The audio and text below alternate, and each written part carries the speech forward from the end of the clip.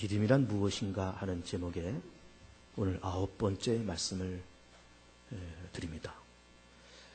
그동안 복음에 대한 말씀도 드렸고, 그리고 믿음에 대한 말씀을 이렇게 넘어와서 계속 전해드리고 있습니다.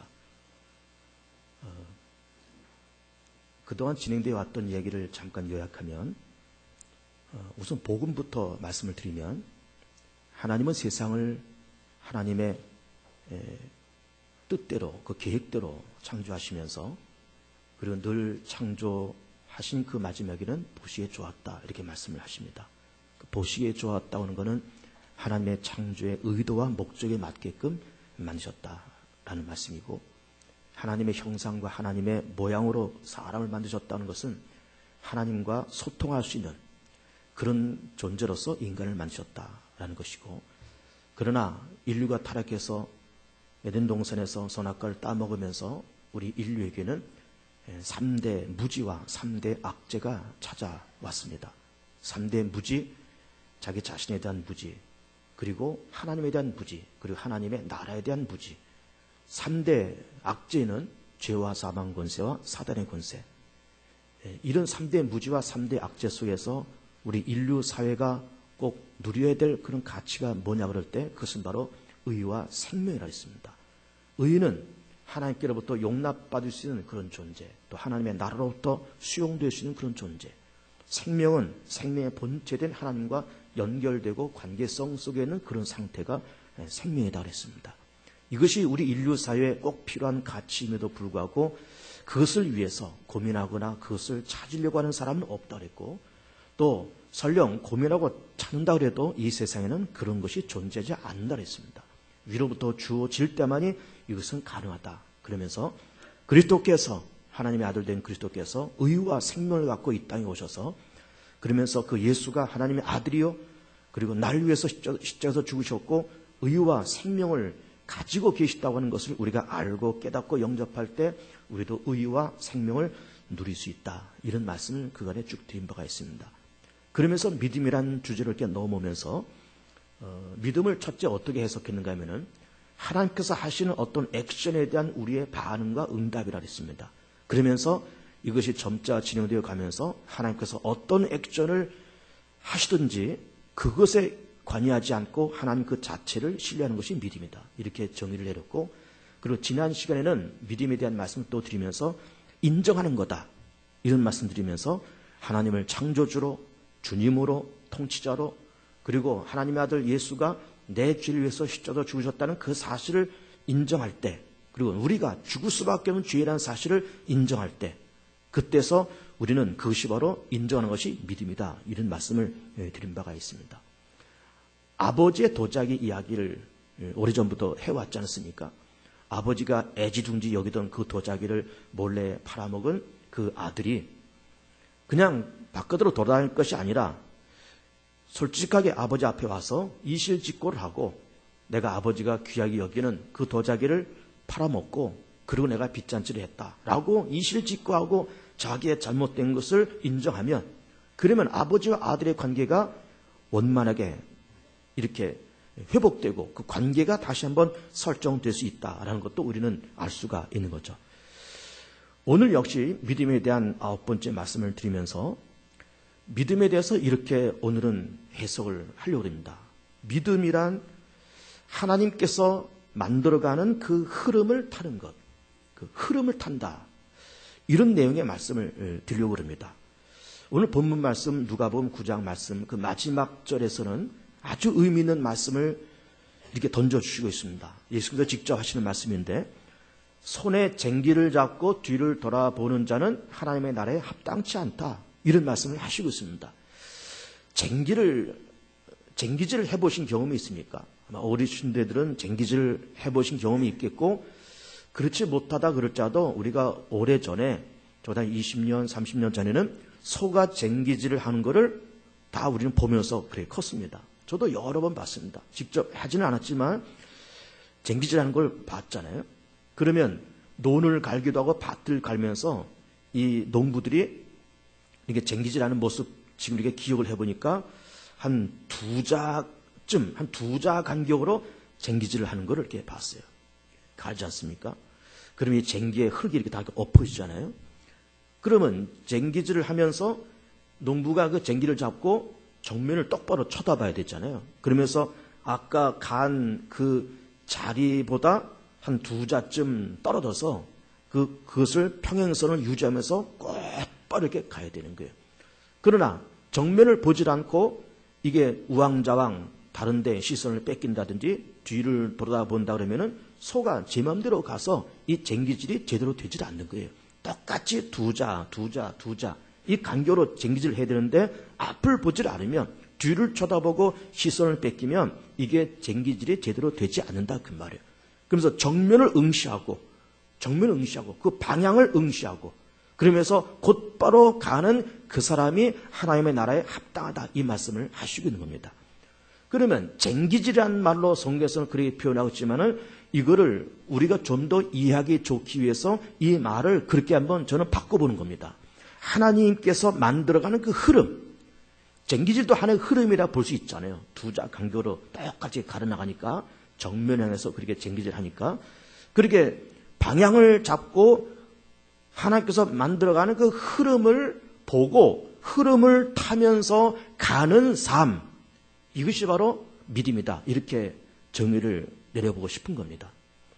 하나님은 계획적인 하나님이고 하나님은 주도 면밀한 하나님이에요. 하나님은 중구난방 이렇게 하니까 안 돼서 엎어버리고 다른 걸 하고 이렇게 하다가 안 되니까 엎어버리고 다른 걸 하고 이렇게 하는 하나님이 아니라 주도 면밀한 생각과 계획을 갖고 세상을 운영해 나가시는 거예요.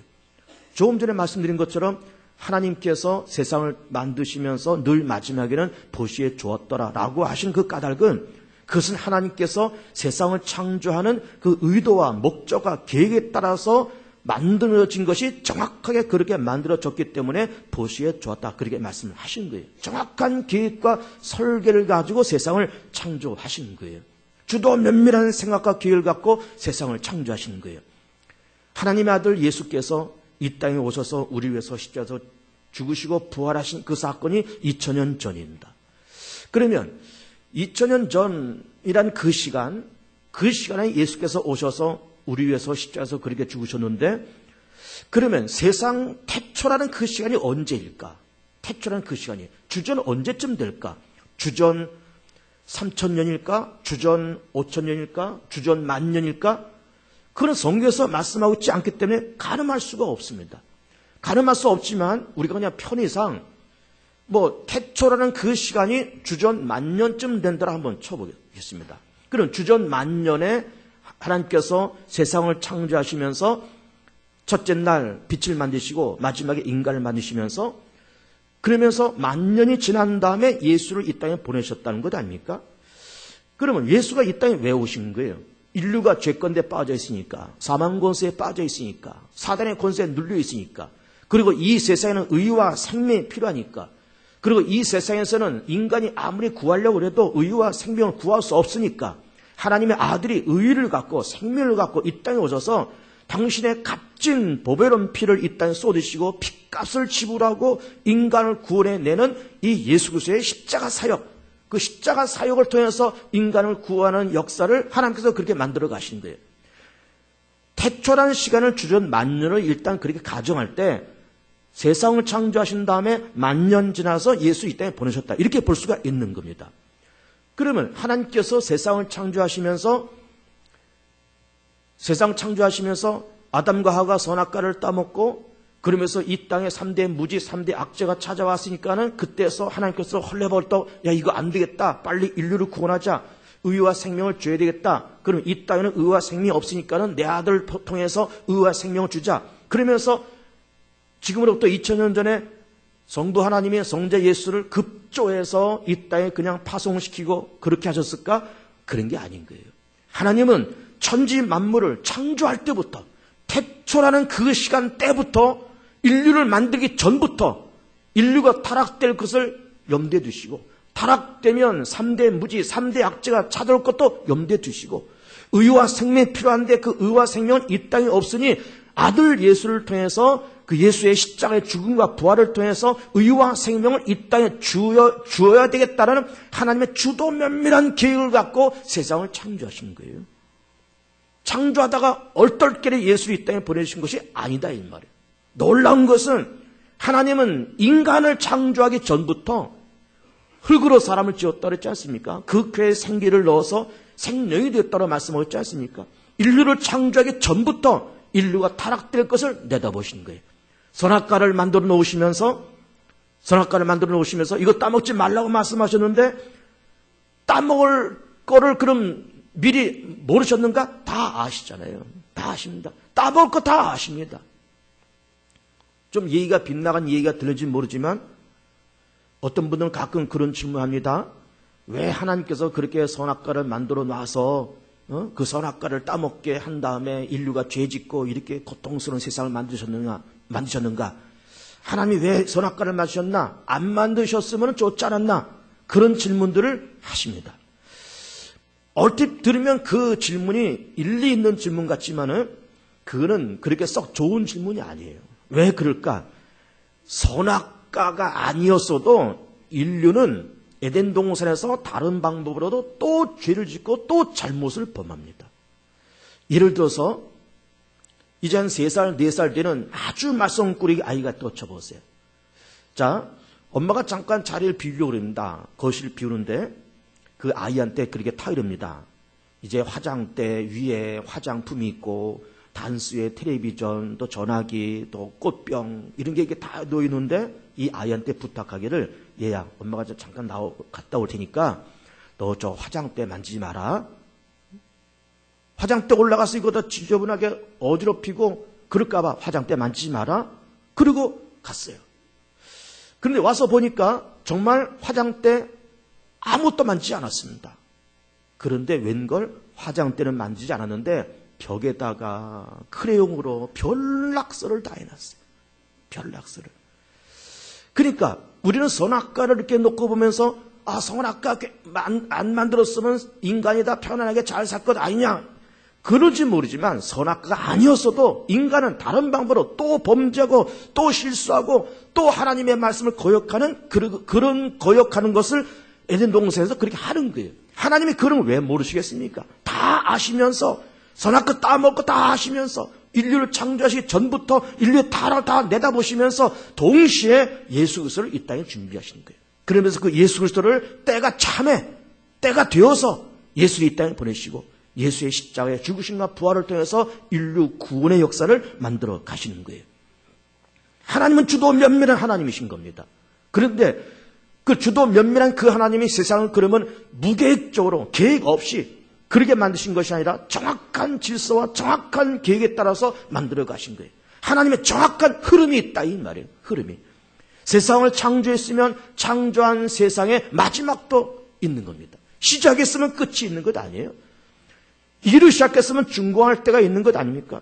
창조할 때가 있으면 창조한 그 세상을 다시 종말을 고하고 새로운 세상을 만들어 가시는 거예요. 그것을 우리는 성경에서는 뭐라고 얘기하는가 하면 창조와 종말로 얘기하는 겁니다. 이 세상이 무한정 흘러가는 그런 세상이 아니라 언젠가는 이 세상이 완전히 멈출 때가 있다 그 말이에요. 베드로후서에 있는 말씀처럼 온 땅이 유황불로 다 타서 없어지고 뚫뚫 말려서 없어지면서 그러면서 새하늘과 새 땅이 만들어질 그때가 있더라 그 말이에요.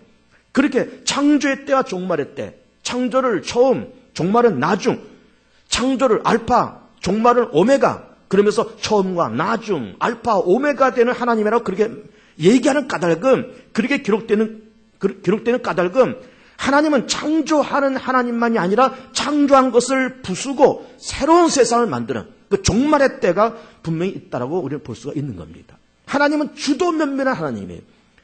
하나님이 세상을 움직여 나가는 흐름이 있습니다. 창조의 흐름이 있고 종말의 흐름이 있습니다, 여러분. 그 흐름을 볼 줄 알고 흐름을 타는 것이 믿음이다. 이런 말씀을 지금 드리고 있는 거예요. 그러면 창조라는 흐름과 종말의 흐름이 있다 그러면은 지금은 언제일까요? 지금은 종말의 마지막에 지금 우리가 온 겁니다. 말세의 마지막에 온 거예요. 복음이 이스라엘 땅에서부터 시작됐지 않았습니까? 이 복음이 로마로 건너가고 로마에서 유럽으로, 유럽에서 영국으로, 영국에서 미국으로, 태평양 건너서 일본, 그리고 한국과 중국, 그리고 인도, 캄보디아, 몽골, 들어가고, 그러면서 이 복음이 아프리카 땅으로 들어가고, 그리고 회교권과 이스라엘만 지금 남은 거예요. 아프리카도 복음이 엄청나게 지금 왕성하게 부흥되고 있습니다. 캄보디아, 몽골, 기독교가 왕성하게 부흥되고 있습니다. 이번 여름에 우리 청년들이 이제 몽골 건너가서 우리가 복음을 전할 텐데, 몽골도 기독교 복음이 왕성하게 전파되고 있는 거예요. 이 복음이 아프리카로 들어가고 회교권으로 들어가고 마지막 이스라엘까지 들어가면 이 복음이 세상 끝까지 다 증거되면 그때서 종말이 오는 거예요. 그럼 그런 시점으로 놓고 본다 그러면은 그런 하나님의 창조와 종말의 흐름을 놓고 볼 때, 그 흐름을 놓고 볼 때 세상의 마지막이라는 그 종말의 시간이 멀지 않다는 것을 우리는 조심스럽게 내다보는 거예요. 100년 안에도 올 수 있는 것이고, 길면 200년 안에도 올 수 있는 것이고, 아니면 그 더 짧게도 올 수 있는 것이고, 그 종말의 때가 멀지 않다는 그런 흐름을 볼 수 있더라 그 말이에요. 하나님은 그런 흐름이 있습니다. 이 흐름을 볼 줄 알고 이 흐름을 타는 것이 믿음이다. 이런 말씀을 드리고 있는 거예요. 수억 원 하는 스포츠카가 있다고 쳐보세요. 뭐 고급 스포츠카는 수십억도 합니다. 수십억도. 뭐 20억, 30억짜리 슈퍼카들이 있습니다. 뭐 시속 300km, 시속 400km 나가는 그런 자동차들이 있습니다. 몇십억 하죠. 그러면 몇십억 하는 그런 슈퍼카를 사서 이거를 10년 타고 20년 타고 50년을 탄다? 그렇게 되질 않아요. 아무리 슈퍼카라 그럴지라도 다 고장나서 폐차돼서 폐차장에 집어넣을 때가 있는 거예요. 그런 흐름이 있습니다. 자동차 한 대도 그런 흐름이 있습니다. 공장에서 만들어져서 10년, 20년 타다가 망가져서 더 이상 못 쓰면 폐차장 간다. 그런 자동차 한 대도 그런 흐름이 있는 거예요. 온 우주 만물도 창조의 때로부터 시작돼서 종말의 때까지 그 흐름이 있고, 그 흐름을 우리는 볼 줄 알고 탈 줄 알자. 이 말씀을 지금 드리고 있는 겁니다. 인간도 마찬가지입니다. 인간도 세상을 살면서 천년 만년 사는 존재가 아니잖아요. 태어나서 살다가 죽는 거예요. 이게 인간의 흐름인 겁니다. 죽음만이 끝날까요? 그렇지 않습니다. 한 번 주는 것은 정한 것이고 그 이후에 하나님의 심판에 따라 말씀하고 있어요. 심판이 뭘까요? 인생의 결산. 지금까지 어떻게 살아왔느냐, 어떻게 의롭게, 어떻게 성결하게, 어떻게 믿음으로 살았느냐, 맡겨진 달란트, 맡겨진 십자가에 대해서 얼마큼 그 삶을 감당했느냐, 이것이 하나님의 심판 아닙니까? 그러니까는 세상도 창조와 종말은 그런 흐름이 있듯이 인간도 태어나서 살다가 죽고 하나님의 심판대 앞에 가서 심판받고 결산받고 천국 가고 지옥 가는 인간의 흐름이 있는 거예요. 그런 흐름이 있습니다. 그런데 이 흐름을 알고 이 흐름을 탈출하는 것이 믿음이라 그럴 때, 태어난 것 하나님의 은혜 가운데 태어났고, 살아가는 것 하나님의 은혜 가운데 살아가고 있고, 죽는 것, 우리 인간은 다 죽을 수밖에 없는 존재니까 죽을 수밖에 없고, 그 죽음이 내 삶 속에 멀지 않고 하나님의 심판이 앞에 있고, 그러면서 죽음을 앞에 놓고 심판을 앞에 놓고 조신하게 살아가는 것, 이게 믿음이 있잖아요. 믿음이지 않습니까? 그러니까 믿음이라고 하는 거는 세상을 향한 하나님의 흐름, 우리 개인을 향한 하나님의 흐름, 인류 전체를 향한 하나님의 흐름을 볼 줄 알고 탈 줄 알면서 그 때를 준비할 줄 아는 것이, 이것이 믿음이다. 이런 말씀을 지금 드리고 있는 겁니다. 자, 그럼 지금 제가 몇 가지 말씀을 드리고 있는 겁니다. 세상 전체도 흐름이 있다. 인류에도 흐름이 있다. 그러면 인간에게 삶과 죽음과 심판은 그런 흐름이 있지만은, 그것이 인류 공통적인 흐름이지만은 개개인에게도 흐름이 있습니다. 하나님의 흐름이. 박정원 목사를 향한 하나님의 흐름이 있습니다. 여러분 각자를 향한 하나님의 흐름이 있습니다. 개봉주왕교를 향한 하나님의 흐름이 있습니다. 조국 대한민국을 향한 하나님의 흐름이 있습니다.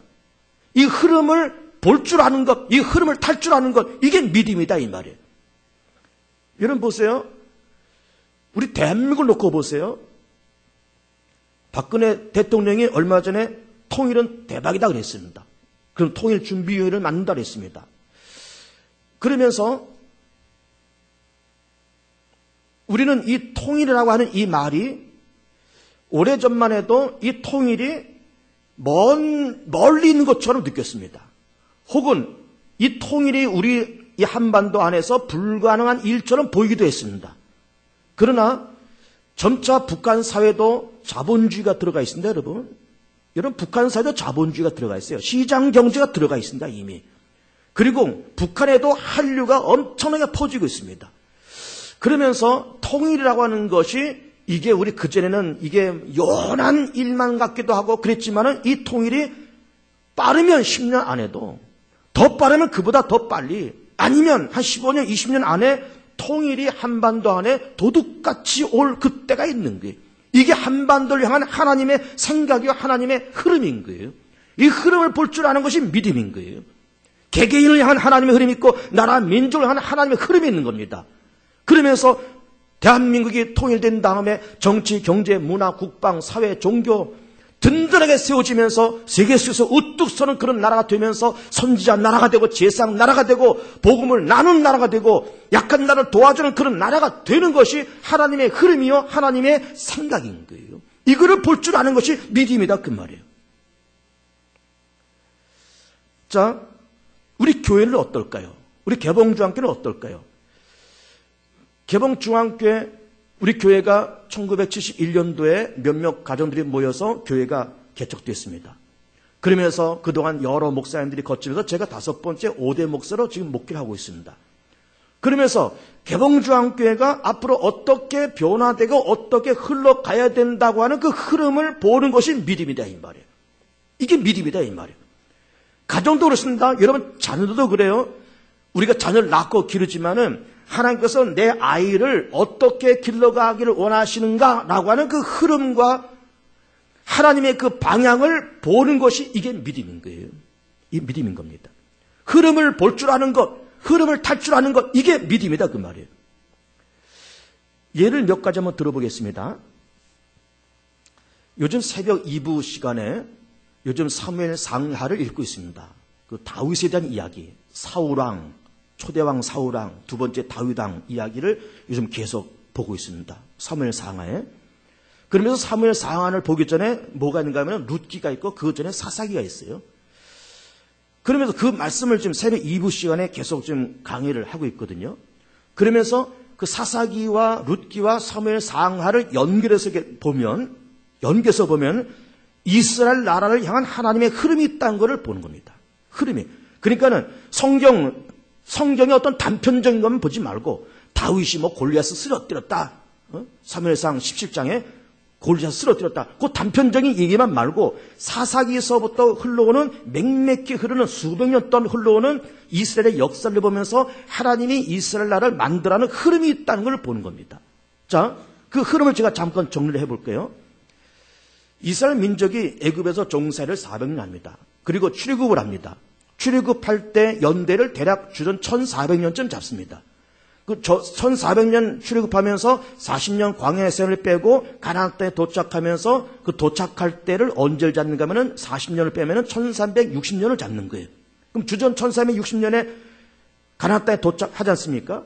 도착했을 때부터 초대왕 사울이 등극할 때까지 이 기간이 사사시대입니다. 그 초대왕 사울은 언젠가 하면 주전 1000년이에요. 그래서 우리가 성경을 보면서 사무엘, 사울, 다윗 이런 사람이 나오면은 우리 연대적으로 한 주전 1000년이다 이렇게 보면 되는 겁니다. 초대왕 사울 주전 1000년이에요. 그러면 가나안 땅에 도착했을 때 1360년서부터 초대왕 사울 1000년까지 360년 아닙니까? 쉽게 우리가 한 300년, 한 300여 년의 이 기간이 사사시대예요. 이 사사시대가 우리는 그냥 사사시대 삼손이 삼손이 막 이렇게 삼손과 들릴라의 그 이야기가 있고 삼손이 엄청 괴력을 발휘해서 적군들 물리치고 그런 이야기를 많이 알지만은 일단 사사기의 이야기를 전체를 놓고 보면은 사사시대는 혼돈한 시대였습니다. 혼돈과 무질서, 왕이 없지 않습니까? 혼돈되고 무질서한 사회였다고 하는 것을 사사기에서는 어떻게 표현하고 있는가 하면은 사사기 한 2번인가 3번 이런 말씀이 나옵니다. 그때에는 백성들이 자기 소견에 옳은 대로 행하였더라. 이런 말이 나와요. 그 말이 한 2-3번 나옵니다. 자기 소견에 옳은 대로 행했다는 말이 뭘까요? 제멋대로 살았다 그 말이에요. 왕도 없잖아요. 정치적인 질서도 없습니다. 학교도 없습니다. 교회도 없습니다. 요즘 말하면 교회도 없고 성전도 없고 말씀을 가르치는 사람도 없고 어떻게 사는 것이 올바른 것이고 어떻게 하나님을 섬기는 것이 올바르다는 것을 가르치고 말하는 사람도 없는 거예요. 자기 소견에 옳은 대로 그냥 살아가는 제멋대로 살아가는 겁니다. 무질서한 사회였죠. 그런 무질서한 사사시대를 끝내고 이제 왕을 세워서 정치적인 제도를 세우고 그러면서 회당을 세우고 이제는 그러면서 율법을 가르치면서 랍비를 세우면서 제사장, 선지자 이런 종교 지도자를 세우면서 질서 있는 사회를 만들려고 하는 그 하나님의 의도와 생각이 있었던 거예요. 그 생각을 누구한테 위탁하는가 하면은 먼저 사무엘한테 위탁하는 거예요. 사무엘은 사사이면서 동시에 선지자이면서 제사장이면서 동시에 나실인입니다. 그러면 그 사명을 위임받은 사무엘이 사울을 선택해서 기름 부어서 왕을 세웁니다. 왕을 세우는데 사울은 그 사무엘 상을 보면은 사울은 준수한 사람이고 그러면 겸손한 사람이고 아주 생긴 것도 준수해서 보통 사람보다 머리 하나가 더 크다 그랬어요. 얼마나 이 체격이 좋은 사람입니까? 거다 준수하게 생겼죠. 겸손하기까지 하죠. 사무엘이 기름 부어서 사울을 찾으려고 그럴 때 사울이 겸손해서 그냥 진짜 사이에 숨었다는 거예요. 그만큼 겸손한 사람이었습니다. 그런데 사무엘을 통해서 기름 부어서 초대 왕으로 세우는데 왕이 되자마자 사울 왕이 타락합니다. 직분을 받자마자 타락하는 거예요. 타락하면서 사람이 변질되고 그러면서 하나님께서 사무엘을 통해서 이제는 사사시대의 혼돈된 시대를 끝내고 질서 있는 사회를 만들어 가는 것이 하나님의 생각과 하나님의 흐름인데 사울은 그 흐름을 깨닫지를 못하고 그러면서 어디에만 그렇게 빠지는가 하면은 자기의 사위면서 자기 밑에서 군대 장군에 있었던 다윗을 죽이는 일에만 그냥 혈안이 돼서 앞장서 나가는 거예요. 오랜 동안 몇 년이 됐는지는 모르겠고 몇십 년이 됐는지는 모르겠지만 그 오랜 세월을 사사시대의 혼돈된 시대를 끝내고 질서 있는 사회를 만들려고 하는 하나님의 흐름을 망각한 채 다윗 죽이는 일에만 그냥 쫓아다니는 거예요. 자기가 직접 군대 몰고 칼을 빼들고 다윗 어디 숨었어? 어느 굴에 숨었어? 굴 속까지 쫓아 들어가고 아니 세상에 왕이 다윗 하나 죽이려고 굴 속까지 쫓아 들어가고 그런 야단을 하는 거예요. 그런 야단을. 하나님의 흐름을 아는 겁니까? 하나님의 흐름을 탈 줄 아는 거예요? 모르잖아요. 결국 다윗을 죽이려고 했지만 거기에 실패하고 블레셋과의 전쟁에서 대패하고 자기 아들 죽고 결국 자기도 그 블레셋 전쟁터에서 자결하면서 인생을 끝냅니다. 슬픈 역사 아닙니까? 슬픈 한 왕의 이야기를 우리가 보는 것 아닙니까? 하나님의 흐름을 알아야 될 텐데 하나님의 흐름을 봐야 될 텐데 이거를 못 보는 거예요. 그런데 이걸 보는 사람이 누구냐? 다윗입니다. 다윗이 하나님의 생각을 아는 거예요. 아 그렇다. 사사시대 300년 동안에 혼돈된 이스라엘 사회를 끝내고 이제 정치, 종교, 문화, 국방, 종교, 사회를 든든하게 세워서 질서 있고 안정된 국가를 만들려고 하는 것이 하나님의 생각이구나. 이걸 깨닫고 건강한 왕정 국가를 만든 사람이 바로 다윗이에요. 다윗입니다.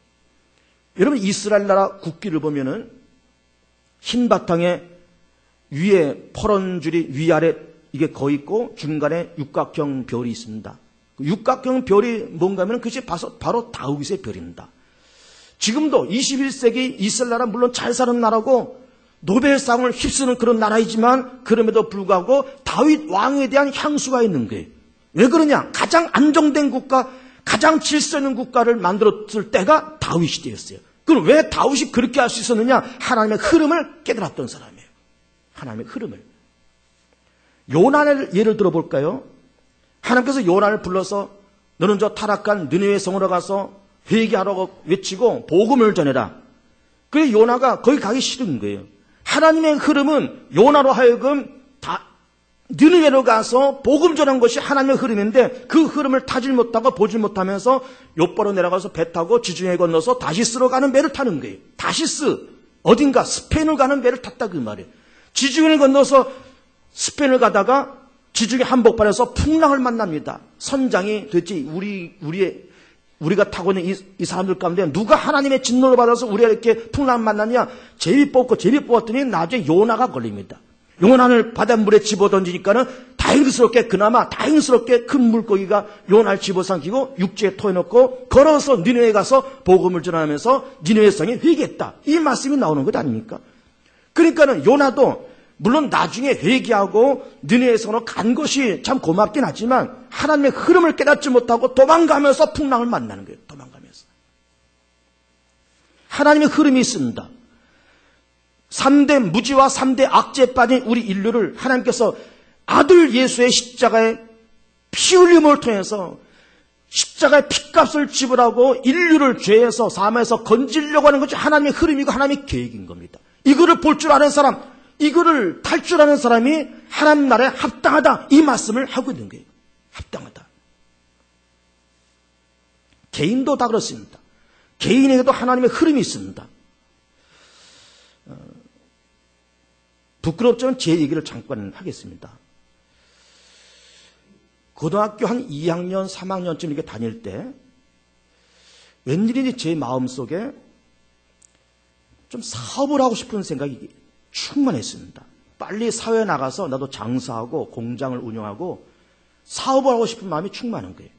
이 고등학교 2학년, 3학년짜리가 그러면서 고등학교를 졸업하면서 공부는 또 해야 되겠고 또 사업도 하고 싶고 그래서 부모님한테 100만 원을 좀 달라 그래가지고 그 돈을 가지고 그 당시에 사업을 했습니다. 고등학교를 갓 졸업한 쓰니까 이제 20살짜리가 사업한다고 그러면서 집 옆에 조그만 그 마당에다가 비닐로 이렇게 대충 좀 집을 줘놓고 거기다 기계 한 대 갖다 놓고 그러고서는 뭘 했는가 하면은 이 포목이나 비닐로 많은 그 종이 심 있잖아요. 안에 들은 종이심, 둥그런 거 종이심. 그걸 만들고 가공하는. 그걸 만들어서 가지고 오면 이걸 또 가공하는. 자르고 재단하고 잘라서 재단해서 이걸 다시 납품하는. 그 지관을 사와서 잘라서 재단해서 납품하는. 이거를 제가 공장을 운영을 했어요. 20살 때. 아버지한테 100만 원 얻어가지고. 그래가지고 지금은 인터넷이 발달됐으니까 막 인터넷 두드리면 이 지관을 사올 수 있는데 또 팔 때 이게 다 나올 것 아닙니까? 근데 지금 무슨 그때 무슨 인터넷이 있겠습니까? 그래가지고 물건을 사와서 이걸 또 팔아야 되는데 또 팔아먹을 때가 또 어디 있는가 해서 막 안양의 시장 바닥에 공장을 헤매고 돌아다니고 상공회의소를 찾아갔어요. 안양 상공회의소를 찾아가서 내가 이걸 이렇게 만드는데 이걸 좀 팔 수 있는 그런 공장이 있으면 좀 알려달라고.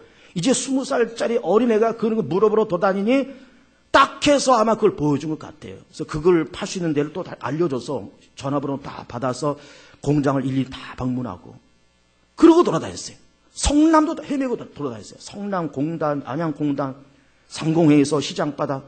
이제 20살, 21살짜리가 그때가 언제입니까? 77년, 78년 그 무렵이에요. 한편 공부도 해야 되지 않습니까?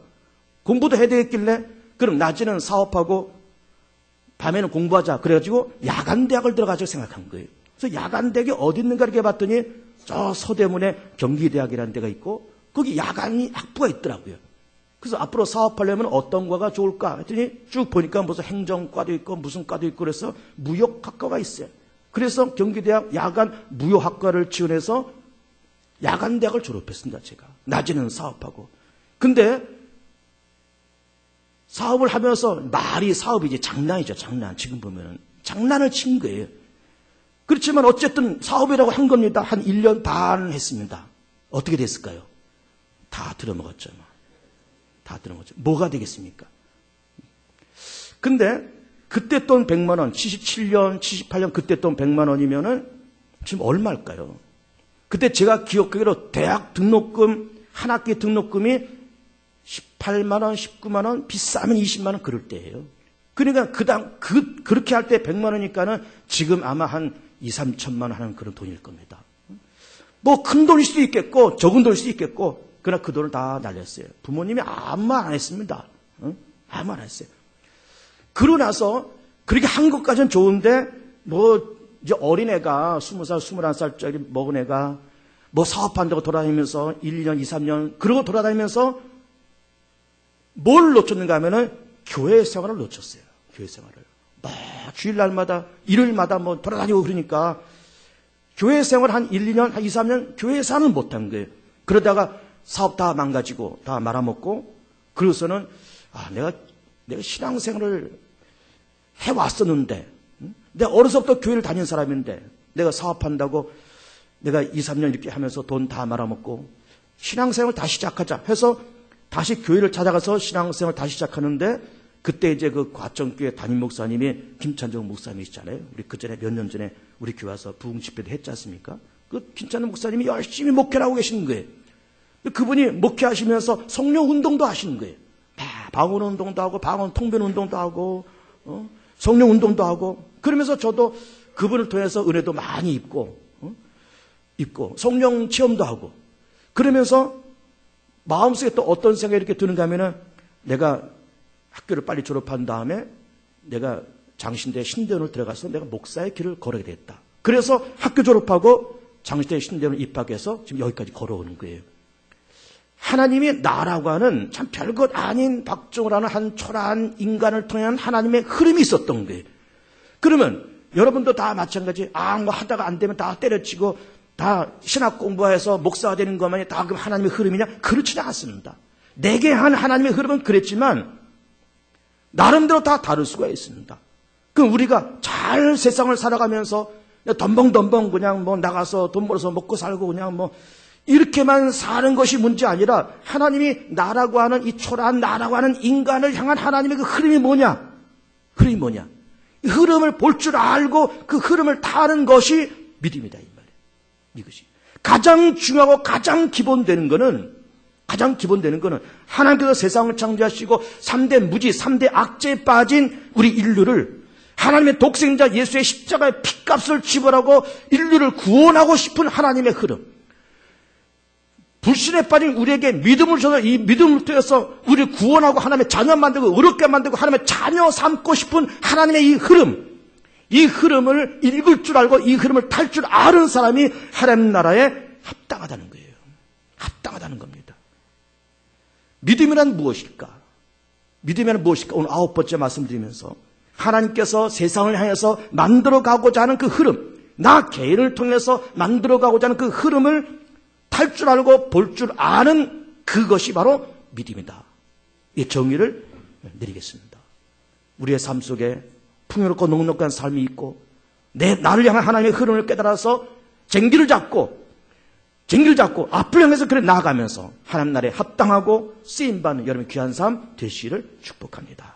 합심해서 이 시간 같이 기도하겠습니다. 우리 주 한번 외치고 주님 이 세상을 향한 하나님의 흐름을 깨닫기를 원합니다. 나를 향한 하나님의 흐름을 깨닫기를 원합니다. 우리 통수로 같이 한번 기도를 드리겠습니다. 기도합니다.